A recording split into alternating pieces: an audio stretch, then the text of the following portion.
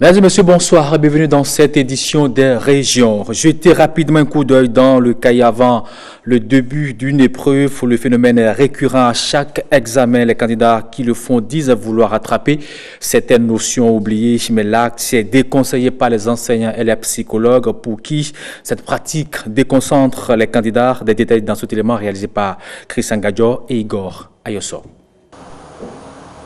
Nous sommes à 20 minutes du démarrage de la première épreuve de la journée. Ayant l'impression de ne pas être au point, ces candidats jettent d'ultimes coups d'œil dans leur cahier. Il faut dire que c'est des enfants qui sont hantés par une certaine émotion et ce qui les pousse à aller vers les cahiers à 30 minutes de la fin, mais ce n'est pas une bonne chose. En principe, à 30 minutes de la fin, ils ne doivent plus être dans leur cahier. Puisque déjà, nous ici, les décisions sont prises, puisque à 30 minutes déjà de l'épreuve, un surveillant soit dans la salle. Et en principe, ils doivent être déjà installés dans les salles en train de réfléchir, on a parlé de réflexion. Il faut revenir sur ce qu'on a déjà appris. Donc ce n'est pas le moment d'aller fouiller encore dans les cahiers, ce que les enfants ne comprennent pas toujours.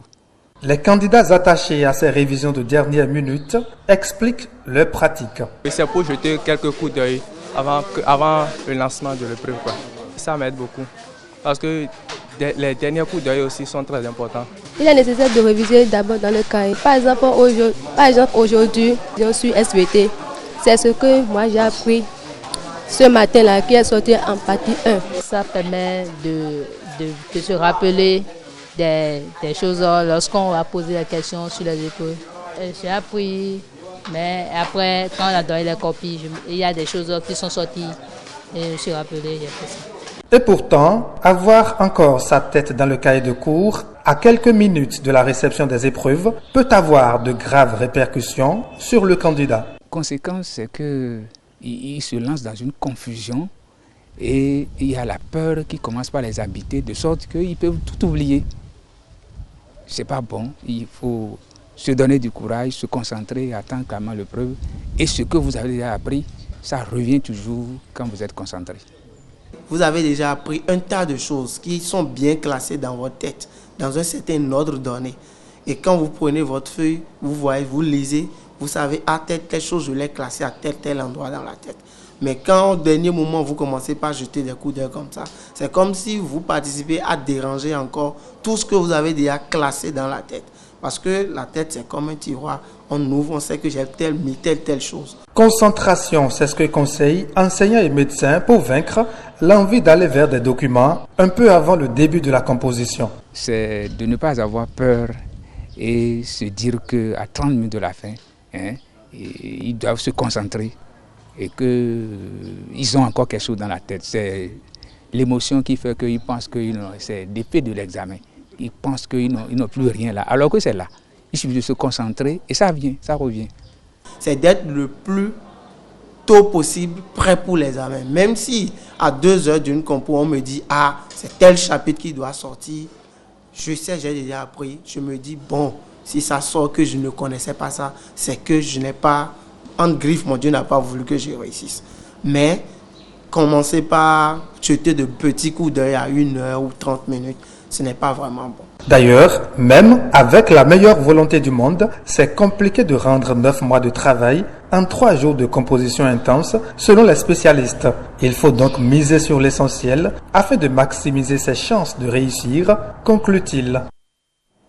Des conseils pratiques pour nos différents candidats aux examens. Plus de 120 millions de francs CFA, c'est le coût cumulé de 2 ouvrages de franchissement mis en service à Founougou et à Gomparu. C'est dans la commune de Banikoara. Le maire de cette commune, avec l'appui des partenaires, met fin aux peines des populations de ces localités difficiles d'accès en période pluvieuse.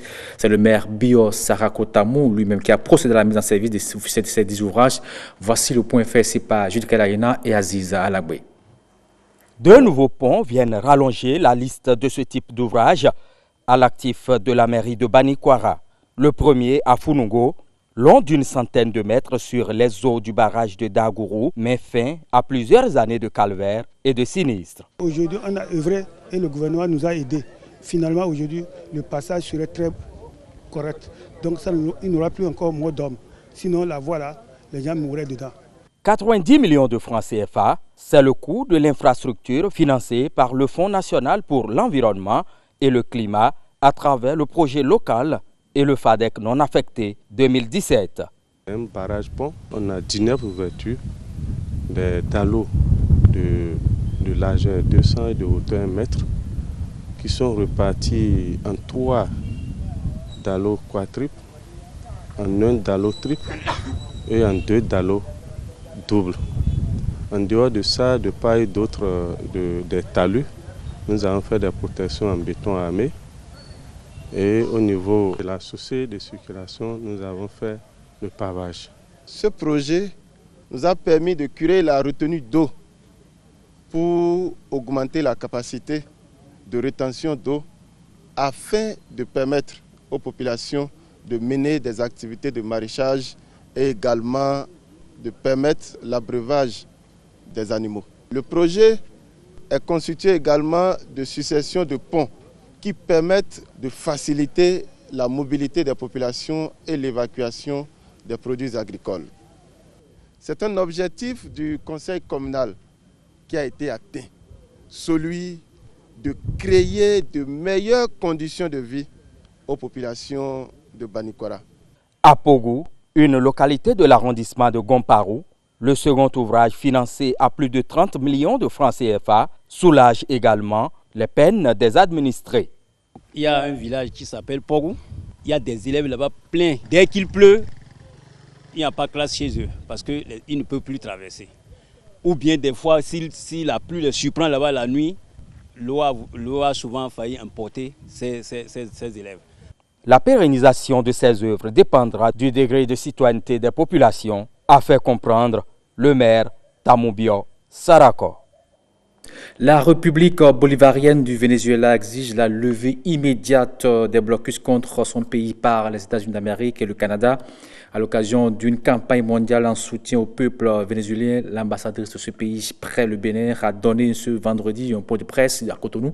Écoutons l'ambassadrice au micro de Jérôme Ngbo et de Amitié Sabouidi. Venezuela, un pays de paix. Venezuela ne se veut pas la guerre. Les États-Unis commettent crimes contre l'humanité, contre la population du Venezuela. Por conséquence, nous demandons à los gouvernements des États-Unis, du Canada, Angleterre, de bloquer le Venezuela immédiatement. Respecter les droits fondamentaux du peuple vénézuélien à la autodétermination et à développement économique et social du Venezuela. Respecter les principes et règles fondamentales du droit international, en particulier la Charte des Nations Unies. Nous demandons au Conseil des droits de l'homme et de la haute commissionnaire aux droits de la ONU déclarer que las mesures coercitives unilatérales imposées al peuple vénézuélien constituent une violation massive de leurs droits fondamentaux et l'application intentionnelle de souffrances qui menacent leur vie, leur santé et leur intégrité de los Vénézuéliens. Condamnons fermement les blocages économiques, financier et commercial contre le Venezuela en tant que crime contre la humanité, contraire à l'ordre international, à la Charte des Nations Unies. Parlons à présent sport. C'est la bonne opération pour le leader du championnat Vitalo Ligue 1. Les Buffles du Borgo dans le derby du Septentrion sont allés s'imposer dans le bouillant stade d'Atchoukuma de Djougou. 1-0 inscrit par Djalilou Bawa, c'est à la 39e minute du jeu. Iklilu Gounousero rivalise Maou pour le compte-rendu. Les Buffles du Borgou s'offrent les Panthères dans le derby du Septentrion dans le chaudron du stade Atchoukuma de Djougou. Ce public qui ne s'est pas fait compter ce choc a vécu une rencontre âprement disputée sur tous les plans. Les joueurs des Panthères habillés ici en blanc et noir sont les premiers à allumer la première mèche par Djabaroutine. La réplique ne tarde pas côté Buffle avec Idrissou Zakari. Passé ces occasions, les locaux enchaînent sans parvenir à trouver la faille. 39e minute, c'est le moment choisi par les Buffles pour surprendre les Panthères suite à cette belle phase de jeu. Sur ce centre de Idrissou Zakari, Dalilou Bawa se joue de la défense des Panthères et ouvre le score pour son 3e but dans le championnat.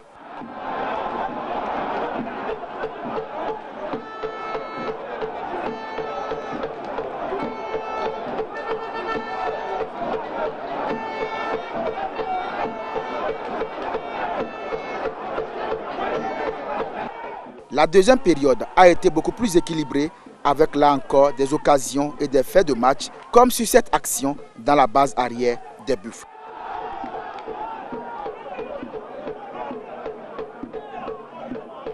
« 1-0, c'est le score de ce derby du Septentrion qui a vécu sur toutes ses dimensions. On n'a pas démérité dans l'ensemble, seulement on n'a pas su gérer le moment fort. Et cela nous a coûté cher, on a encaissé un but sur... manque de communication au niveau de la défense. Donc c'est ça le football, on prend ça sportivement et puis continue. Je sais que le match va être extrêmement difficile. Ce que j'ai dit à mes joueurs, c'est en tout cas de gérer, d'être patient, de jouer comme ils savent le faire, garder le ballon, jouer, et être patient. Et c'est ce qui fut fait. Et nous, forcément, on va créer des occasions. Quel que soit l'adversaire qu'on a en face, on va créer des occasions. Maintenant, parmi ces occasions, on a pu scorer et gérer le match jusqu'à la fin. Mission accomplie donc pour les hommes de Haruna Hamidou, salués par les dirigeants du club. Un match âprement disputé. C'est vrai qu'il faisait très chaud au niveau des supporters. Mais sur la pelouse verte, les joueurs se sont livrés à une réflexion technique et tactique. Et je crois que l'équipe la plus méritante a emporté. Et je crois que c'est autour de cela que nous avions prononcé notre discours aux joueurs. Nous connaissons notre faiblesse, c'est de ne pas encaisser et de courir après le score. Et notre force, c'est de réussir à conserver une fois que nous prenons une avance. Les Buffles poursuivent leur enchaînement de victoires depuis déjà 3 matchs, pendant que les Panthères calent avec une deuxième défaite d'affilée à domicile. Un résultat qui passe mal auprès de certains inconditionnels qui ont fait passer des moments orageux à l'équipe adverse. Fort heureusement, le président des Panthères, El Hadj Radji Soumanou, les membres de son bureau et surtout les forces mixtes de la police républicaine et militaire ont permis aux Buffles du Bourgou de s'extirper du stade pour Parakou en beauté. Voilà qui met thème à cette édition. Retrouvez à 20h. Ghislaine Adimi, quant à moi, se retrouve à 23h30 pour la grande édition de la nuit. D'ici là, portez-vous bien.